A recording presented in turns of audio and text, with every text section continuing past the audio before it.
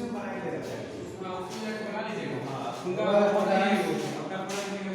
we are going to study chapter 1 from page number 6. जैसा कि हम लोग पेज नंबर 5 तक चैप्टर 1 का पढ़ चुके हैं, इसीलिए आज हम लोग स्टडी करेंगे चैप्टर 1 के पेज नंबर 6 से। इसके पहले हमने पढ़ा था कि रवि शेड में हाइड एंड सीक गेम में जाके छुप जाता है, शेड में छुप जाता है। रघु खोजने आता है, वो समझ नहीं पाता है कि वो रवि शेड में है, इसलिए वो वहाँ से वापस आ जाता है और शेड में रवि अकेले रह जाता है। Now we start from page number 6. He contemplated slipping out of the shed and into the field. Ravi ने सोचा कि वह शेड से बाहर निकल जाए और जाके उन बच्चों के बीच में वो भी जाके खेलना शुरू करे। He wondered if it would not be better to be captured by Raghu and be returned to the milling crowd as long as he could be in the sun, the light, the free spaces of garden and the familiarity of his brothers, sisters and cousins. Ravi ने सोचा कि क्या यह अच्छा रहेगा कि अगर वो बाहर चला जाता है तो रघु उसको पकड़ लेगा और फिर उसको उसी बच्चों के समूह में जाके खेलना होगा।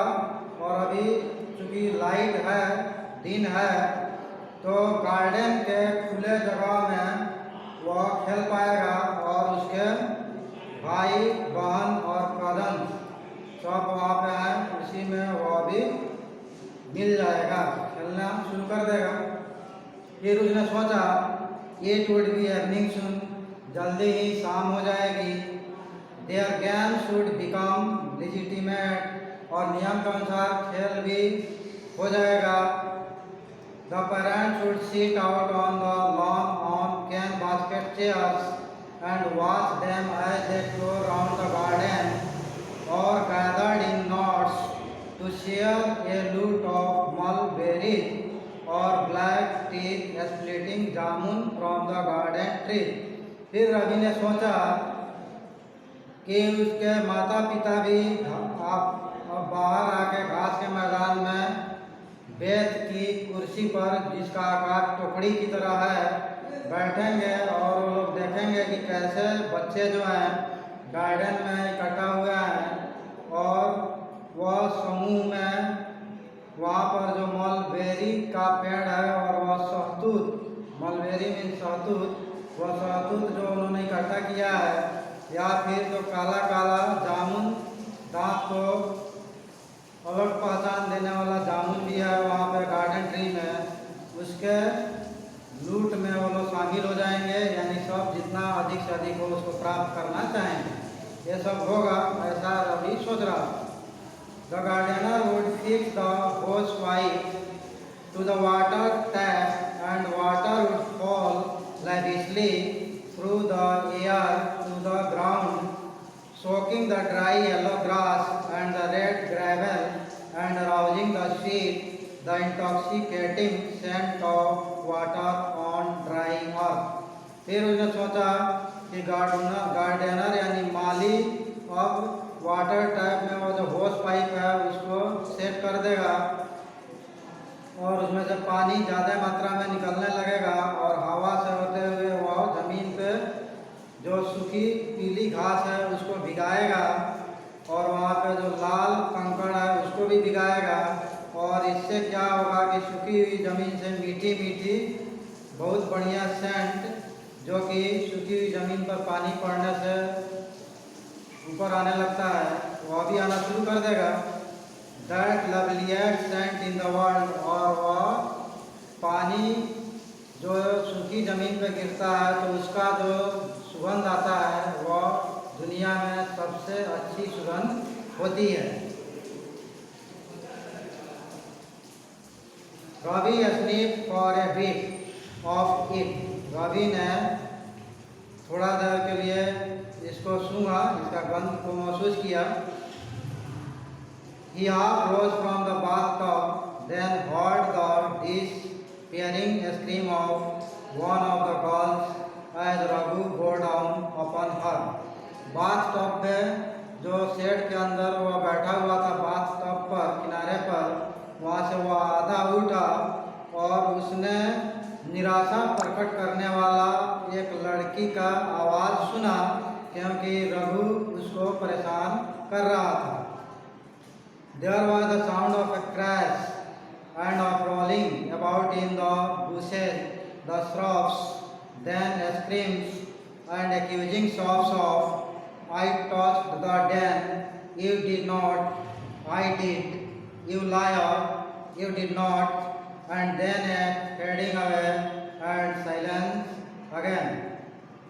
फिर रवि ने सुना कि वहाँ पे बहुत ज़ोर से आवाज़ आ रही थी बच्चों के बीच में से, क्योंकि वो लोग झाड़ी में लुढ़क रहे थे और उनका एक लड़की का जो आवाज़ आ रहा था थोड़ा सा सिसकी लेते हुए और दूसरे पर दोषारोपण करते हुए, वह लड़की बोल रही थी, "आई टच द डैम", कि मैंने डैम को छू लिया, उस अड्डा को छू लिया। "यू डिड नॉट", तुमने नहीं छुआ। "आई डिड", मैंने छुआ। "यू लायर", तुम झूठे हो। "यू डिड नॉट", तुमने नहीं छुआ। And then fading away and silence again, उसके बाद वह आवाज़ धीरे धीरे कम हो गया और फिर एकदम शांत हो गया। Ravi sat back on the harsh edge of the tub, deciding to hold out a bit longer. Ravi फिर जो बाथटब से आधा उठा हुआ था, फिर वह वापस बैठ गया टब पर और यह निर्णय लेने लगा कि अब क्या करें। What fun if they were all found and caught, he alone left unconquered. फिर उसने सोचा कि इसमें क्या आनंद है कि बाकी जितने भी बच्चे थे उसको रघु ने छू लिया था, पकड़ लिया था, और सिर्फ वही अभी तक इस गेम में पकड़ में नहीं आया था, उसको रघु अभी जीत नहीं पाया था। He had never known that sensation, और यह जो जीत वाली फीलिंग रवि में आ रही थी, ऐसा फीलिंग उसने कभी पहले महसूस नहीं किया था। Nothing more wonderful and ever happened to him than being taken out by an uncle and bought a whole slab of chocolate all to himself, or being flung into the soda man's pony cart and driven off to the gate by the friendly driver with the red beard and pointed ears. Ravi ने सोचा कि उसके लिए इससे बढ़िया बात कभी भी उसके साथ नहीं हुआ था जब उसके अंकल ने उसको एक चॉकलेट का पूरा पैकेट उसको ले जाके दिया था, या फिर जो सोडा मैन का जो कार्ड था, जो गाड़ी था, उस पर उसको उसने घुमाया था गेट तक, बहुत ही मित्रवत ढंग से, बहुत ही एक दोस्त की तरह। और वह ड्राइवर रेड लाल दाढ़ी वाला था और उसके जो कान थे वह थोड़ा नुकीले थे। यह सब रवि सोचा। To defeat Raghu that hirsute horse boys football champion and to be the winner in a circle of older, bigger, luckier children, that would be thrilling beyond imagination. Ravi ने सोचा कि रघु जैसा, जो कि बहुत ही कड़ा आवाज़ वाला और बालों वाला एक जो फुटबॉल चैंपियन है, और वह उसको और उससे बड़े बड़े जो दूसरे बच्चे हैं उनसे उससे बड़ा बड़ा, उन सब के बीच में जब विनर बनेगा, विजेता बनेगा हाइड एंड सीक गेम का, तो वह सोचना भी उसके कल्पना से परे की बात थी, क्योंकि वह अभी छोटा था और बड़े बच्चों के बीच में वह विजेता बनने वाला था।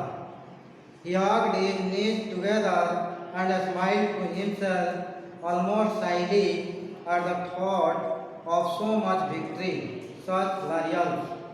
उसने अपने घुटनों को, दोनों घुटनों को पकड़ा और मुस्कुराया अपने आप में थोड़ा शर्माते हुए। यह बात सोचकर कि वह कितना बड़ा विजेता बनने वाला है और उसको बहादुरी का पुरस्कार मिलने वाला है। There he sat smiling, knocking his heels against the bathtub, now and then getting up and going to the door to put his ear to the broad crack and listening for sounds of the game, the pursuer and the pursued, and then returning to his seat with the dogged determination of a true winner, a breaker of records, a champion. फिर वह वहाँ bathtub पे set के अंदर मुस्कुराते हुए बैठे रहा और वह अपने एड़ियों से बाथटब को मार भी रहा था बैठे बैठे। कभी कभी उठ जाता था और दरवाजे के पास जाके अपना कान लगा के उस बड़ा जो छेद था जिसमें से वो सेट के अंदर घुसा था, वह बाहर का आवाज़, जो बाहर गेम हो रहा था उसका आवाज़ सुनता था कि खेलने वाले और जो खेल में जिसको पकड़ना था दोनों क्या क्या आवाज़ निकाल रहे हैं। फिर वह वापस आके अपने सीट पर दृढ़ संकल्प के साथ यह सोचते हुए बैठ जाता था कि सच्चा विजेता तो वही है और वह सब रिकॉर्ड को तोड़ने वाला है, वही चैंपियन बनने वाला है। It grew darker in the shed as the light at the door grew softer, fuzzier, turned to a kind of crumbling yellow pollen that turned to yellow fur, blue fur, grey fur. धीरे धीरे shade में अंधेरा छाने लगा क्योंकि दरवाजे के पास जो छेद था उससे जो लाइट प्रकाश अंदर आ रहा था वह धीमा पड़ चुका था और वह रारा के जैसे पीला पराग होता है उस तरह से टुकड़ा होने पर अलग अलग रंग जो बिखेरता है उसी तरह से उस समय कभी येलो प्रकाश हो जाता था, कभी ब्लू हो जाता था, कभी ग्रे हो जाता था। इस तरह अब ट्वीलाइट यानी गोधूली बेला, शाम का बेला होने वाला था। इवनिंग ट्वीलाइट शाम होने वाला था और ट्वीलाइट यानी जो दिन और रात के समय अभी पूरा प्रकाश गया भी नहीं रहता है, पूरा अंधेरा आया भी नहीं रहता है, उस समय को ट्वीलाइट कहा जाता है। पूरा अंधेरा होने से ठीक पहले का समय, वह समय अब होने वाला था। The sound of water gushing falling, फिर उसने सुना कि माली जो पानी पटा रहा था तो वह पूरा बेग से बहता हुआ पानी और फिर गिरता हुआ पानी भी उसको सुनाई दे रहा था। The scent of of receiving water slaking his thoughts in great gulps and releasing that green scent of freshness, coolness. फिर उसको गंध भी आ रहा था वह पृथ्वी का जिस पर माली पानी पटाया था और लग रहा था पृथ्वी अपना प्यास बहुत तेज़ी से गुजार रहा है और वह एकदम ताज़ा ताज़ा सुगंध स्मेल दे रहा है, ठंडा ठंडा उससे जो स्मेल आ रहा था हवा में वो उसको महसूस हो रहा था। Through the back crack Ravi saw the long purple shadows of the shed and the garage lying still across the yard. उसी छेद से, शेड के अंदर जो क्रैक था, छेद था, उसी से रवि ने बाहर देखा लंबा लंबा जो बैगनी कलर का शेड का जो छाया दिख रहा था या फिर गैरेज जो अहाता के बगल में था उसका छाया दिख रहा था, वह सब रवि देख रहा था। Beyond that the white walls of the house, उसके उस पार घर का सफ़ेद जो दीवार था वो भी दिख रहा था। The bougainvillea had lost its lividity, hung in dark bundles that quacked and twittered and seethed with masses of homing sparrows. और जो बोगनविला था वह फूल जो बाहर बाउंड्री पे लटका हुआ था वह कलरलेस हो गया था, यानी अब उसका कलर क्लियर नहीं दिख रहा था और वह लग रहा था कि अंधेरा में काला काला बंडल लटका हुआ है और वहाँ पे चिड़िया की आवाज़ चहचहाने की आ रही थी। और लग रहा था बहुत सारे जो गौरैया होते हैं स्पैरोज वह अपने घर में वापस आ रहे हैं।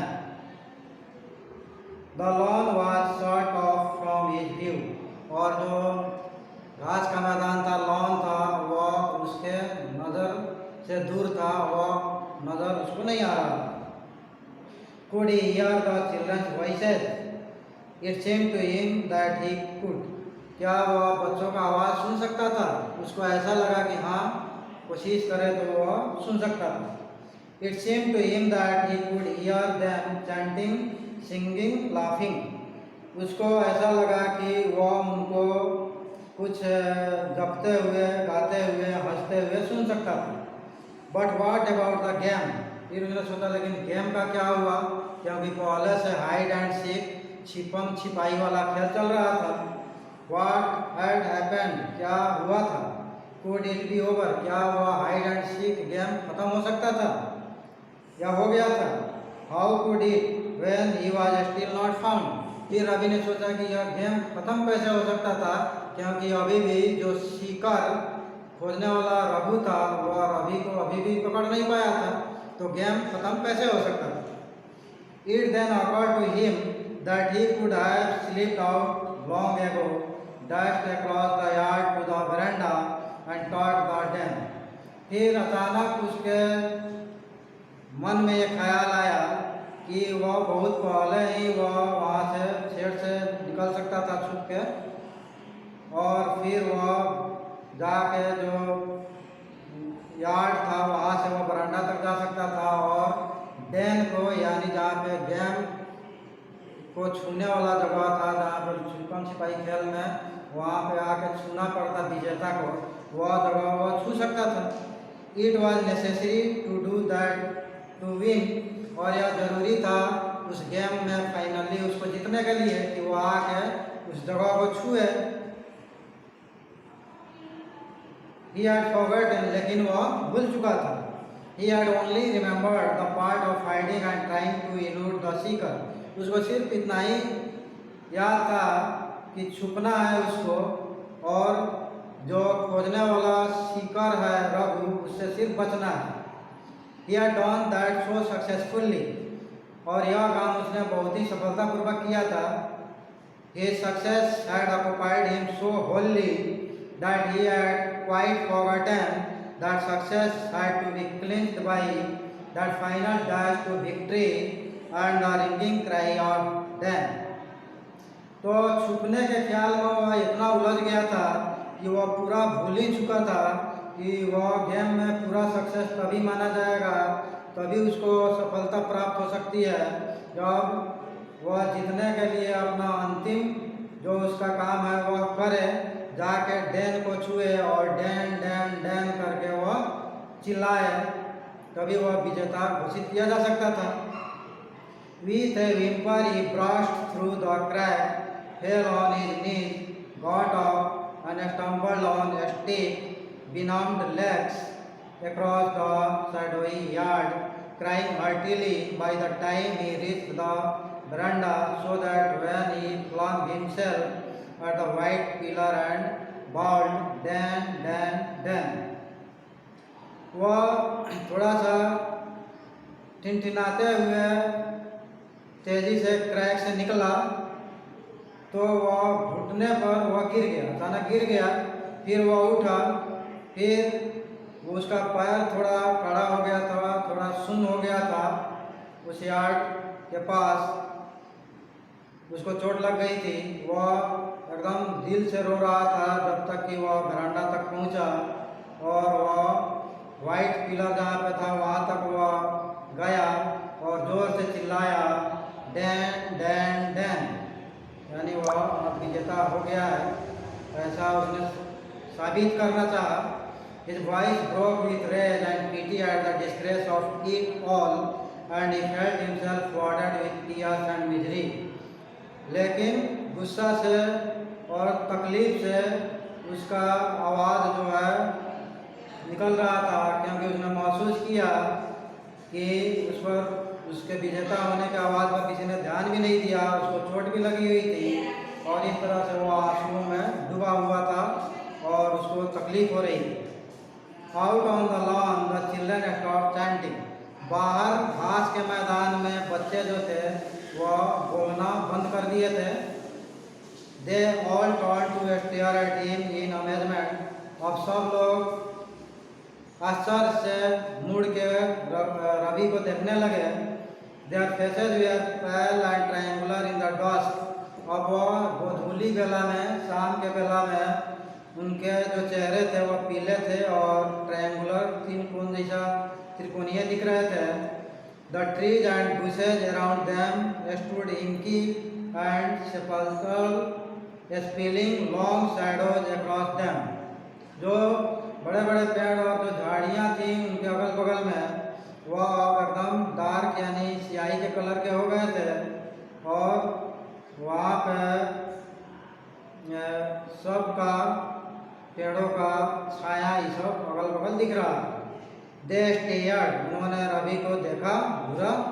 ऑन्डरिंग at his appearance his passion his wild animal हाउलिंग।